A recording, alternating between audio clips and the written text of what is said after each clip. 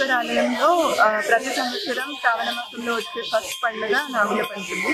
ఈ నాగుల పంచమికి ప్రతి సంవత్సరం కూడా అందరూ చిన్నపిల్లల నుండి పెద్దవాళ్ళ వరకు ప్రతి ఒక్కరు ఇంటింటి నుండి ఖచ్చితంగా ఇలా ఒక ప్యాలాలు కానీ పుట్నాలు అక్షంతలు అందరికీ పూజా సామాగ్రి అన్నీ తీసుకొచ్చి నాగదేవతలకి ఇక్కడ పూజించడం జరుగుతారు.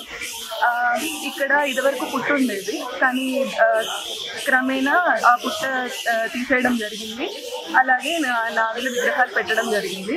ఎలాగైతే ఇదివరకు సాంప్రదాయం ప్రకారం ఏంటంటే ఇదివరకు నాగుల నుండే మనకి మానవులకు ఈ శక్తి వచ్చింది, అన్నీ వచ్చింది అని చెప్పేసి నమ్ముతారు.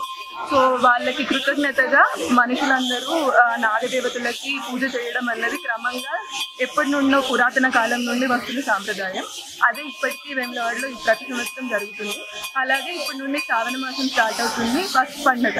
ఇప్పటి నుండి లైన్గా ప్రతి శుక్రవారం కానీ ప్రతి మంగళవారం కానీ కంటిన్యూస్గా ఆడవాళ్ళందరూ మన రాజన్న గుడికి కానీ భీమేశ్వరాలయం కానీ ప్రతి అమ్మవారి దగ్గరకు వచ్చి ఓడి బియ్యం పోస్తూ ఉంటారనమాట. అది సాంప్రదాయంగా వస్తుంది.